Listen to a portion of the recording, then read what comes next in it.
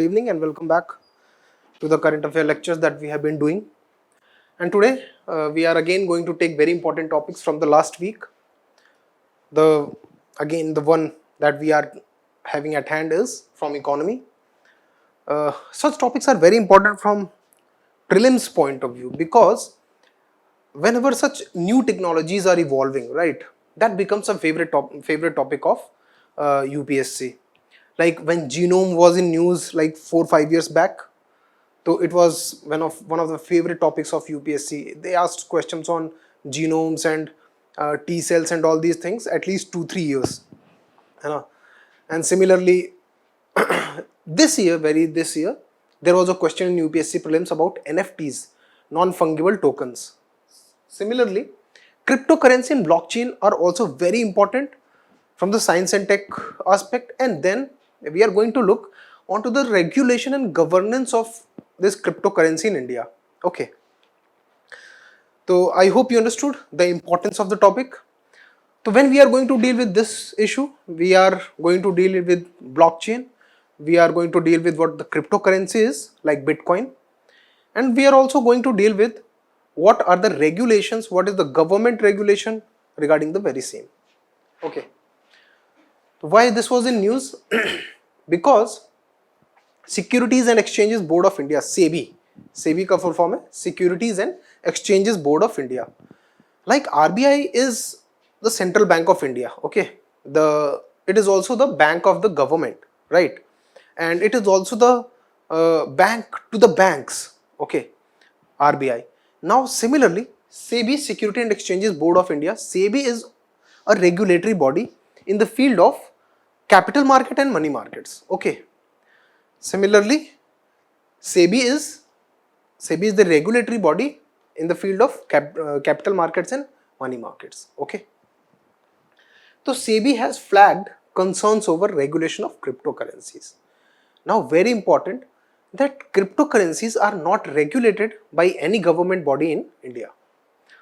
It says that India's security regulator says decentralized nature of crypto makes them harder to regulate.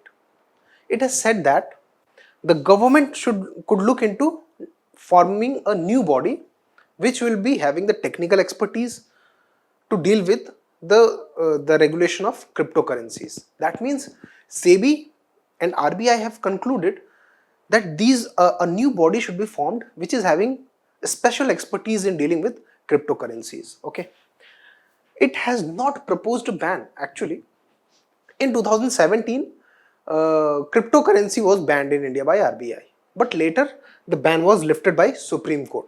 Okay, but SEBI has not proposed a ban on the cryptocurrencies, but it has said that due to the nature of the distributed ledger and all these things, a decentralized system of money formation, capital formation, the regulation of cryptos is a very distinctive technology and is very distinct in nature, and hence a new distinct body should be formed for the regulation of cryptocurrencies. Crypto assets are maintained. Okay, this is a very brief note about cryptocurrencies. Cryptocurrencies are maintained in distributed ledgers, okay, which are like saved at different computers throughout the world, and the geographical borders do not matter for that.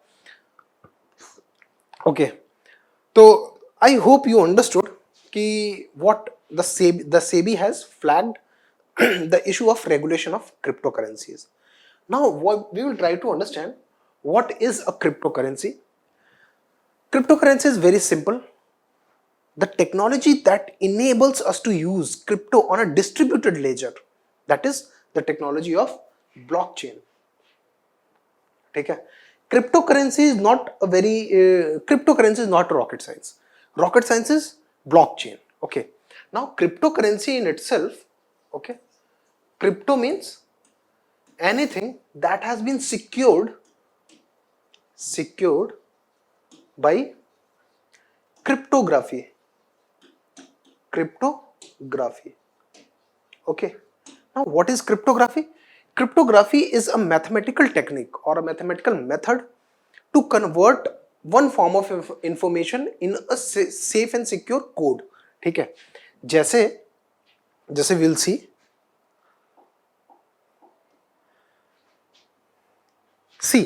this is book War and Peace, ठीक है. This is a hashing function. Hashing, you do not have to bother about what a hashing function is. Hashing function just converts a piece of information into a 20-digit code, ठीक है.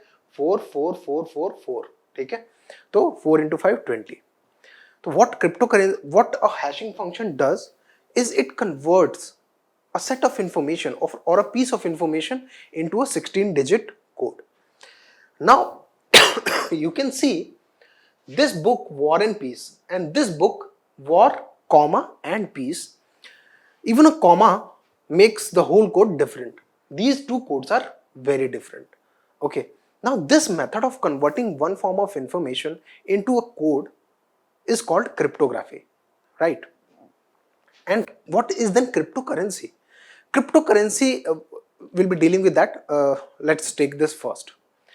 Now I hope you understood that this both of these codes, even if there is a dot, that dot will also be represented by a set of 20 digits and numerals and digits. Okay. Now one important point to note here is that if these digits are total 20 in number and they are formed by 26 alphabets and 0 to 9 numerals. Understood? So of course the digits that we are seeing here, the code that we are seeing here is a crypto code for this whole book War and Peace. Okay, for the whole book, the content of the whole book, like it is around 900 pages book, and for that whole book we have got one crypto code. If there was a dot instead of the whole book, or if there was a space, then also there will be a 20 digit or 20 string length code, and this code will be composed of, or this code will be made up of digits and numbers starting from 0 to 9 and digits starting from A to Z. Now we understand that there is a limitation on how many such 20 digits code can be formed. Okay, and that limitation puts a limit on the number of cryptocurrencies that we can form. Okay, I hope you understood this part. This is called cryptography. That means encryption. That means converting a form of information into a safe, secure code. Now if you are having this code, okay, now what is cryptography in the online scene? What is the picture? For example, you are for example, for me I am Amit, okay, black hair, okay, or red eyes. I'm deliberately trying to distort the information here, of course. 1.8 height, okay, and I have some other information. Fine. If I convert all this information, if I put all this information into a hashing function, okay, so this will give me one code, okay, that will be my identity. Okay, that will be my identity, and no one on this whole network. Okay, if I believe that when you go to Facebook, you open a profile, you see the picture, you see the name and all the details, right? If you are presented, instead of the photo and all, you are presented with such a crypto code, so you will not be able to determine who the person is behind this code, what the information that code contains, unless you have the method to decrypt that specific information that I have put in this hash code. Understood? I hope you understood that. Now this technology of cryptography, this method, basically mathematical technique of cryptography, is being used over the network of a blockchain. Okay, over the network of a blockchain to create cryptocurrencies. Okay, cryptocurrency is a mix of two technologies. The first one is cryptography, that we have understood, and the second part of this is blockchain. Now we'll try to understand what blockchain is. To understand blockchain, to understand a blockchain, let's look at this community which lived in, these are Yep people, okay, people who lived in one of the islands in the Pacific. It's a very small island in the Pacific, okay. So what they did was they were very now this blockchain technology, okay, the blockchain technology is based on a distributed ledger system like RBI. What usually happens? Let's get into let's try to understand how the usual transfer of money happens, okay.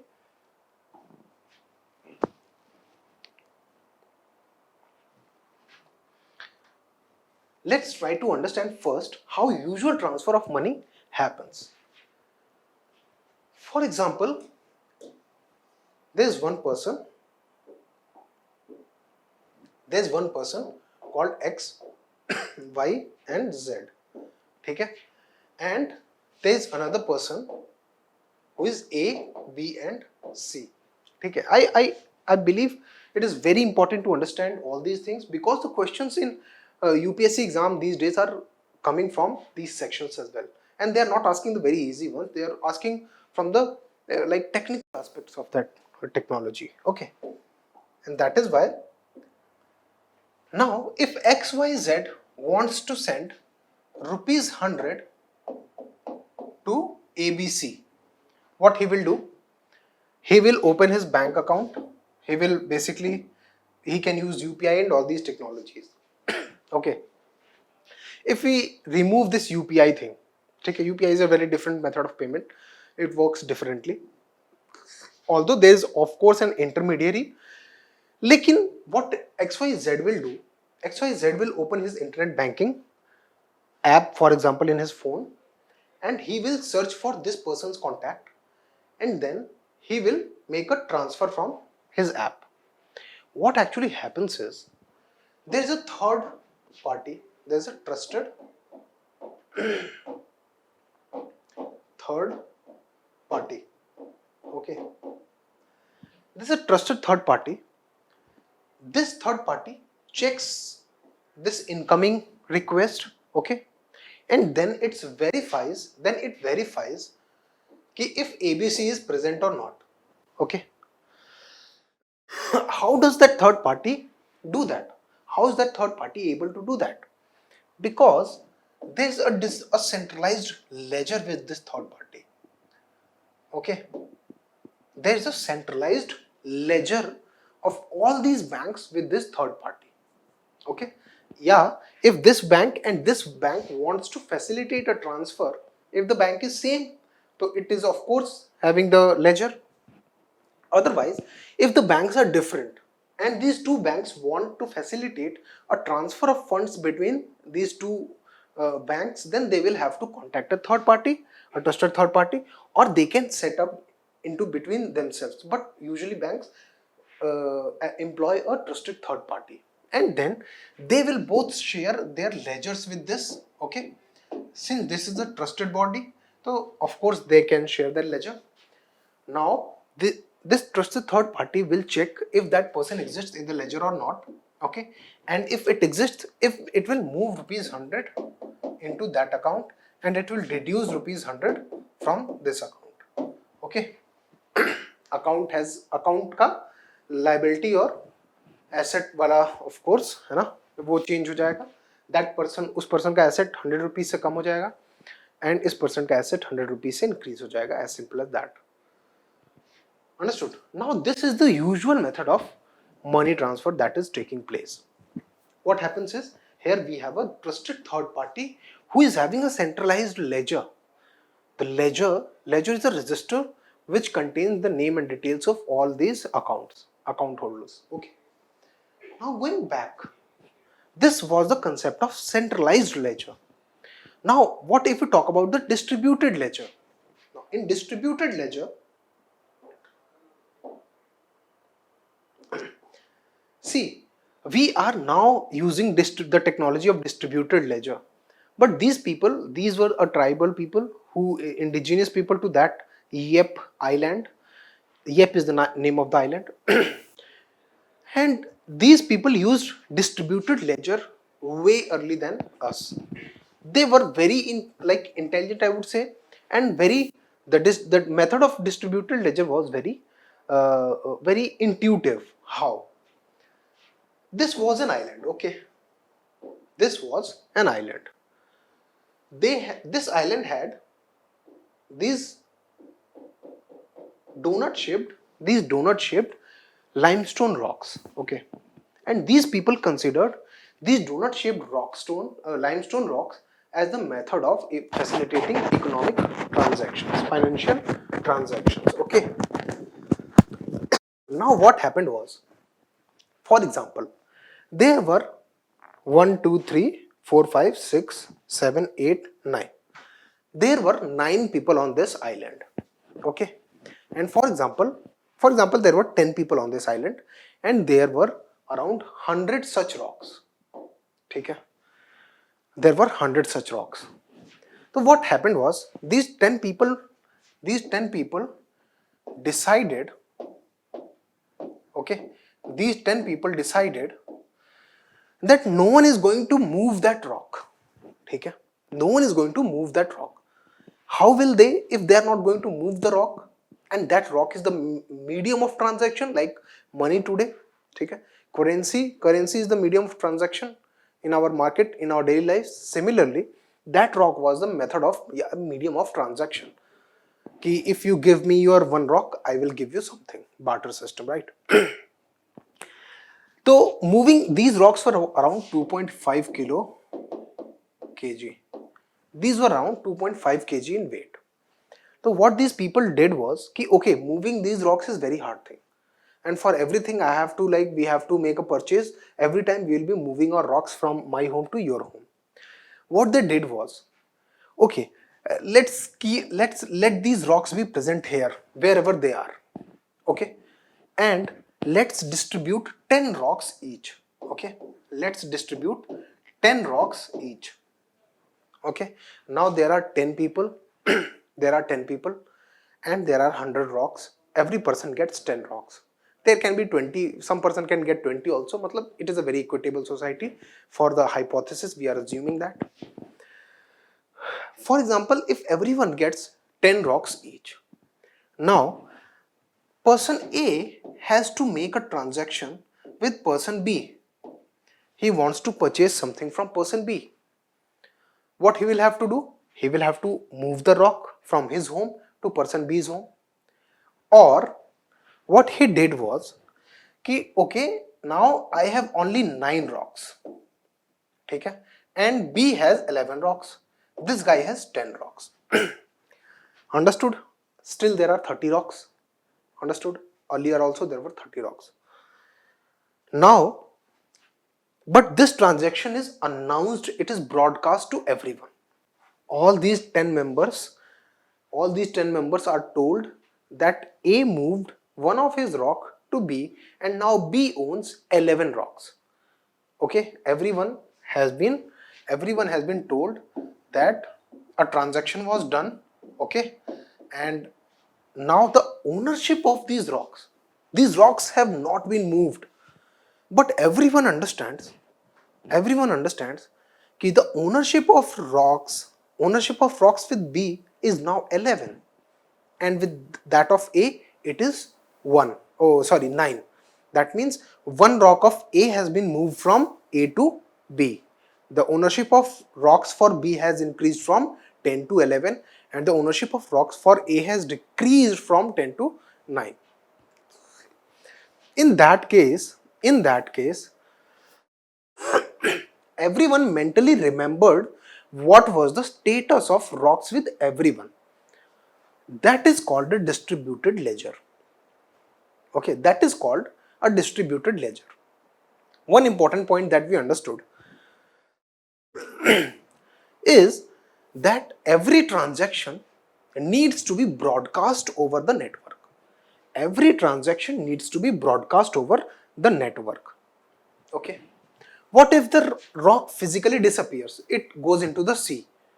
It was an island. What if the rock goes into the sea? Still, the ownership of the rock does not change. What if all the rocks disappear somehow? that even does not bring about any change in the ownership of the rock, because the rocks are physical entities, but these people have made them accounting entities instead of physical ones. Okay, now their existence only matters in their heads, because there is no meaning of having a physical rock if it cannot be moved off or it cannot be owned physically. Like currency can be owned physically, and the one who is having that currency owns it, right? And he will be able to reap the benefits of having that currency. In this case, however, in the very initials, people agreed that we are having certain number of rocks. Even if they all disappear, that does not make a difference. Our accounting inside our head will be key. Every person is having 10 rocks. They eliminated the whole problem of moving a rock from one point to a second point, and they eliminated the rocks itself. Okay, so this is called a distributed ledger.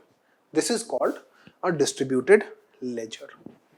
And this technology that these YEP people used is now being used as a blockchain, is now being used on blockchain technology. Okay, so I believe you understood how this blockchain method or distributed ledger works. Now we'll try to understand a bit about blockchain, how this blockchain works.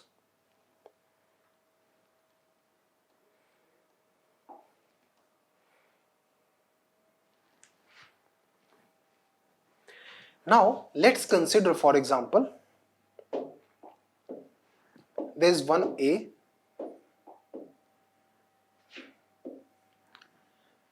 there's one B, another C, and one another party D. Now, if there was a central bank, so what will happen? Any transaction that flows from A to C or A to B or A to D will be stored or verified through a central ledger, right? That is the usual economy, that how functions the central banking system functions. But in this case, there is no central bank. Okay, and now there is no central bank, there is no central authority to process these transactions. What will happen? For example, if A has to send rupees 10 to B, now if A has to send rupees 10 to B, now this is the distributed ledger as the YEP people had. Now YEP people remembered they had a ledger that was available with everyone.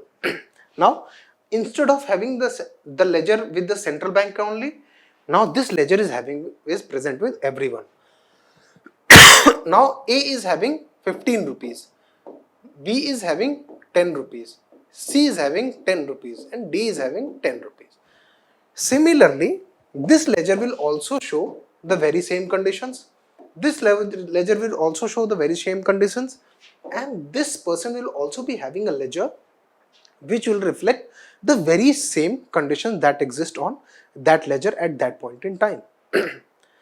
Now, if A has to make a transaction to B, that is, A has to send a token of rupees 10 to B. In that case, what will happen? A will be sending rupees 10, and B's content will increase by 10 to rupees 20, and A's content will decrease by 15 to 5, right? Because now A is having 5 rupees, B is having 20 rupees, and that will be reflected in all the ledgers across the network. That will be reflected in all the ledgers across the network.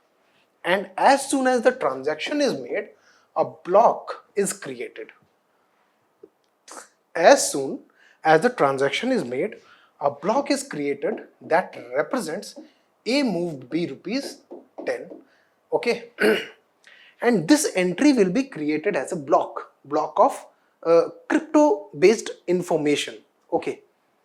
Now, if B wants to move rupees 10 to C, okay, we are taking the very simplest of the hypothesis. Okay. Now, if B wants to move rupees 10 to C, so B's amount will be reduced to 10, and C's amount will increase by 20, and that will be reflected over the network. this information will be broadcast over the network and every person's ledger will get updated.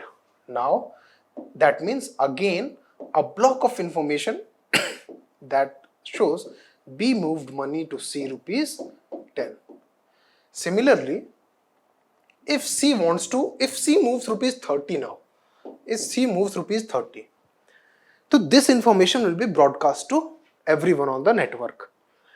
But here every ledger will verify that C is only having rupees 20. C is only having rupees 20. It cannot make a transaction to D which involves transfer of rupees 30.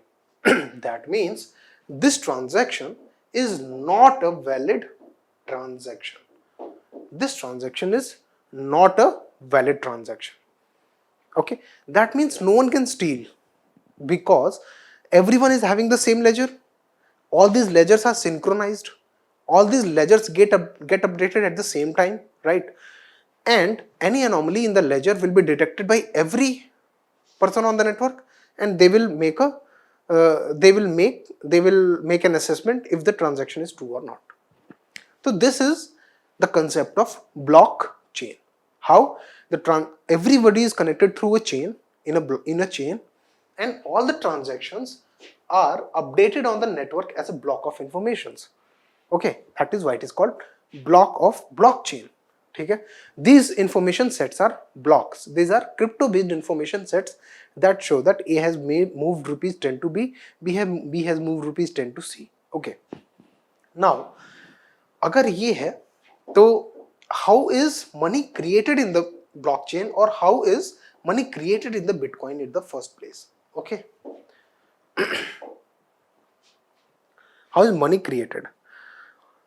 So let's again consider A, B, C, D.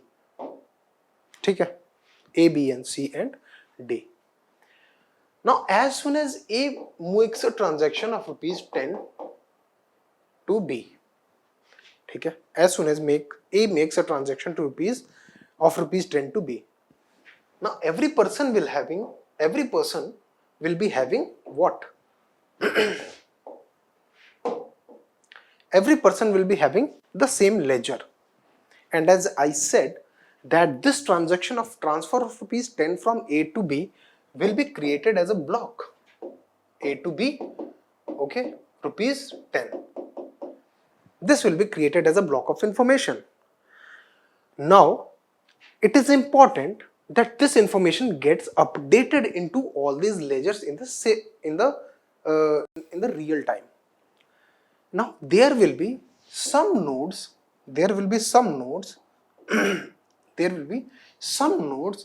which we call miners.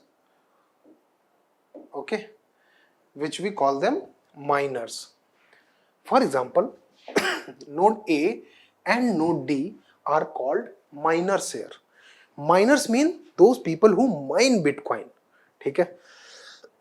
The more gold you mine from earth, the more gold you can sell in the market.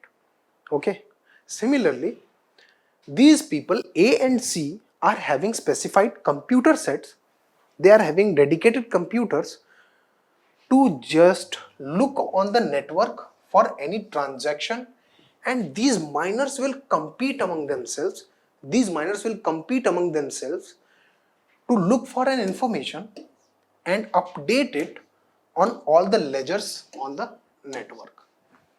Okay, so these buddies who are always constantly trying to look for the formation of new blocks of information, they will always try to look for a new formation of a new block of information, and they will try to update that information into ledger of everybody, into ledger of everyone on that network.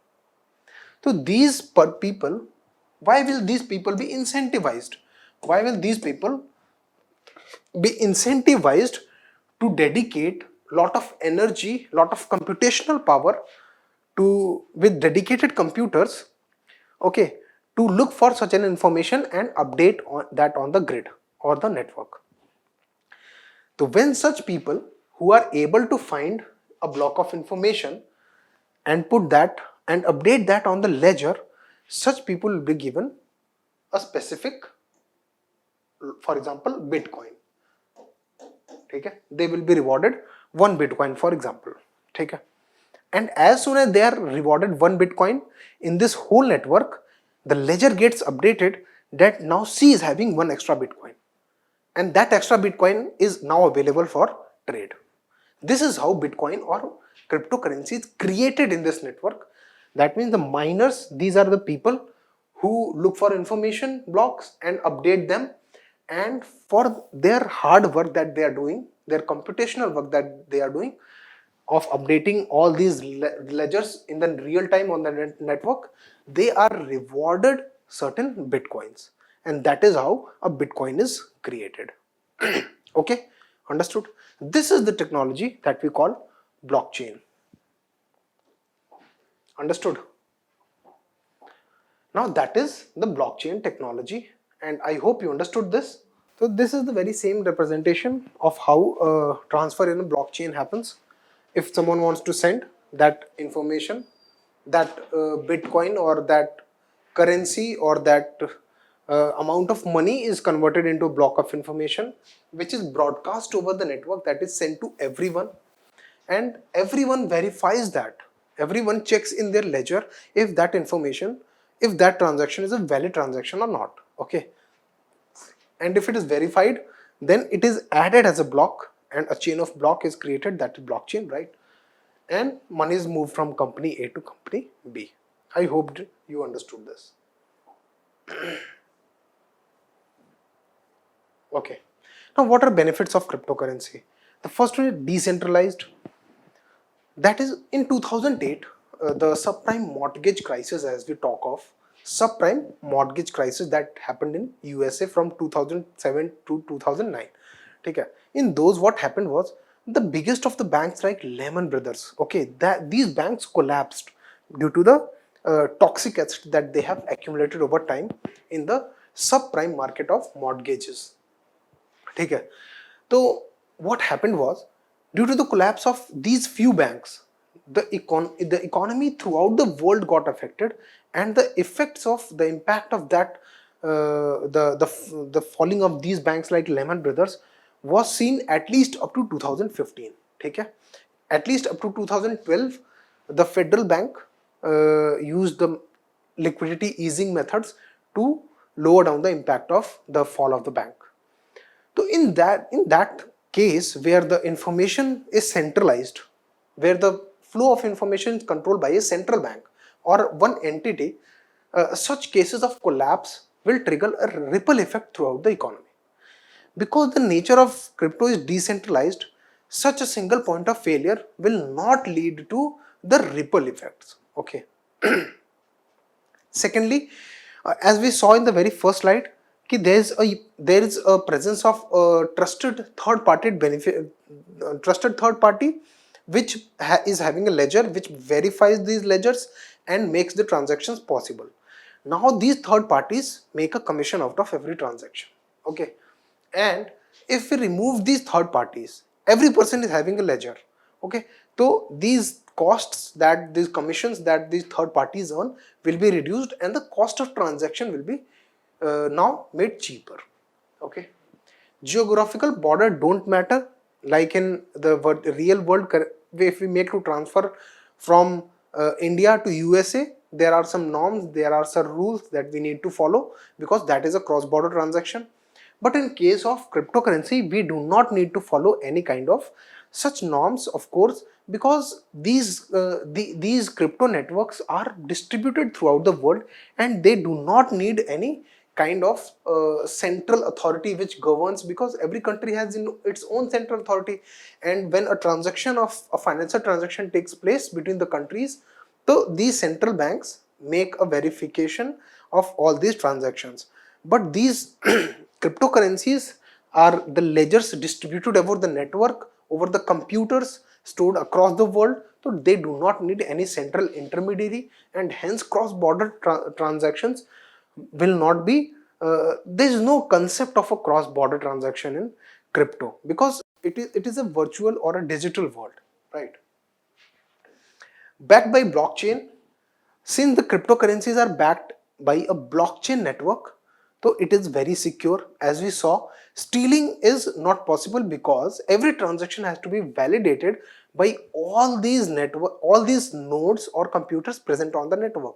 And if a single anomaly exists, okay, if there's a smallest of anomaly that exists on the network, then that transaction will not pass through. Okay, then it makes it very transparent and safe and secure. Since not controlled by a central government, it is easier to transfer, it is easier to use. Okay, the drawbacks of crypto are, now as we saw, there are miners. Some nodes are miners. What these miners do, these miners are constantly looking for pieces of information that are created, and they are constantly competing amongst each other to update that piece of information into the ledger throughout the network. And this process is a very demands very high computational energy, and for that people have set up a huge warehouses of mining facilities, and that consumes a lot of energy. For example, Iran, the electric grid of Iran failed once just because of people mining these bitcoins. So Iran has now banned mining in its jurisdiction just because of the fact that it impacted their electricity grid very badly. That means it is a very energy intensive process. Now, since it is out of the purview of the government regulation, trafficking and all these dark web things, all these payments are happening in what? In the Bitcoin or in the cryptocurrency form. Because government cannot trace it, right? Where is that originating and all these things. Okay. So crypto assets are not based in the real market situation. Like inflation is increasing and every war is happening, but still Bitcoin market was flourishing, and now it has slumped down to a very bad situation. So it is not a representation of the real transactional power of people. It is not the crypto assets are not the reflection of the real money power or real transactional power of people. Okay, it can weaken government and as it can lead to establishment of a parallel economy, right? And though cryptocurrencies blockchains are highly secure, now cryptocurrency and blockchain are highly secure, but wallets that store these cryptocurrencies can be hacked because they are normal apps and that can be hacked into. Okay, and many such hackings have taken place also. The very recent was the hacking of an NFT based wallet, and that was around $270 million. It led to loss of $270 million. Okay, so although they are safe, but they are not completely safe. Okay. Now let's talk about the regulation of crypto in India. As I said, cryptocurrencies are not regulated by any government body in India.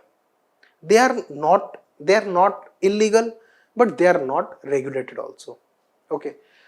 That means if something happens to like if your cryptocurrency gets lost, I don't think there will be any avenue that there where you can approach, like there is any court where you can approach, because it is in the vacuum of law. There's no law that helps you in case your crypto assets are hacked into or they are stolen. Okay, in 2022-23 government has for the first time, now the government has for the first time in 2016, in 2016-17, RBI basically banned the cryptocurrencies. Okay, later that ban was removed by Supreme Court. Okay, now although the ban has been removed, but the use of cryptocurrency still is outside the purview of the regulation of any government body.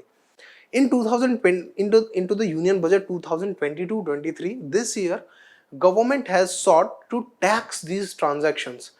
That means if you are making any kind of crypto transaction on NFTs, digital wallets and all these things, then a flat 30% charged will be. If you have an asset, digital asset basically like NFT, non-fungible tokens, and if you have crypto assets, then you'll be charged a flat 30% capital gains tax on that, plus 1% tax deducted on source.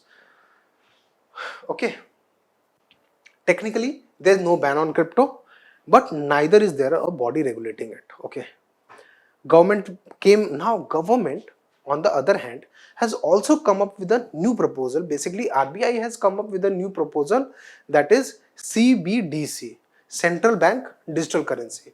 Now this central bank digital currency also operates on blockchain, but this is not the very same as the Bitcoin, because the ledger, okay, the ledger in the Bitcoin, the ledger in the Bitcoin is distributed ledger, but the central bank or the RBI, the digital currency that RBI is talking about, it will be a blockchain technology, but the work of verification of all these ledgers will be done only by RBI. Okay, so RBI is currently looking into its viability, it's studying it, but there is no such digital rupee as of now. We are expected that there will be one digital currency very soon. So I hope you understood this whole very interesting topic of cryptocurrency and what is the framework of regulation of cryptocurrencies in India. One important information is El Salvador became the first country to legalize the transactions in cryptocurrencies. Okay, and I believe it is the only country that still remains the one where the cryptocurrencies, the transaction in cryptocurrency is legalized by the government.